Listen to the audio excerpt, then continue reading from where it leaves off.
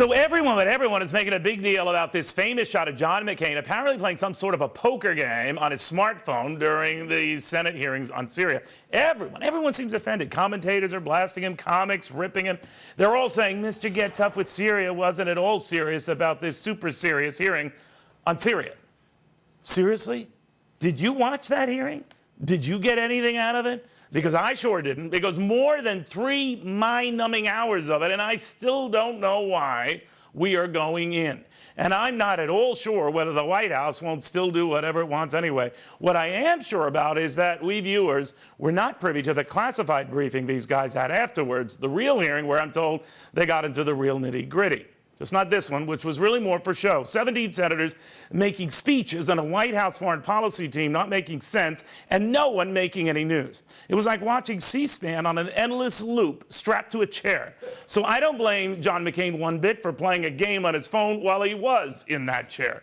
He knew this was all for show, and one thing I know about John McCain is, well, he's not really that big on show. I say good for him.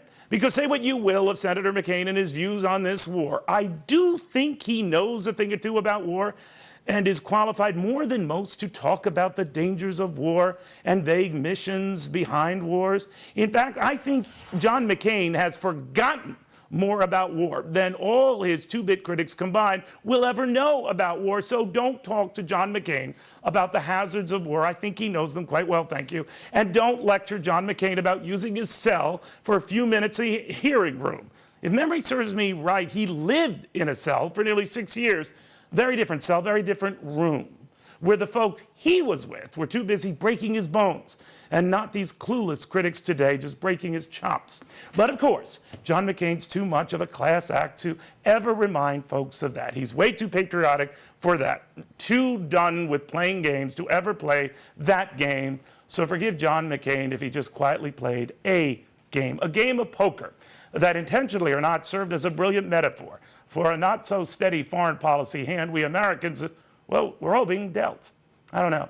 All I do know is McCain must be one hell of a multitasker, because when the TV lights went down, apparently so did McCain's phone. That's when, behind closed doors, we are told, he got some sort of wayward senators who were too busy bloviating to start thinking and changing, ultimately toughening up a resolution that you may or may not like. I don't care.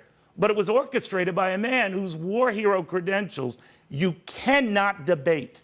It just amazes me that those who have the nerve to say John McCain wasn't being serious about terror were at best in diapers when he was experiencing it firsthand. So forget the jokes that were just torturous. They were about a guy who was tortured. I wish the senator had just said that, reminded these far from heroic hacks of that. But again, real heroes don't do that. But I do, because I'm no hero. But I sure as hell know John McCain is.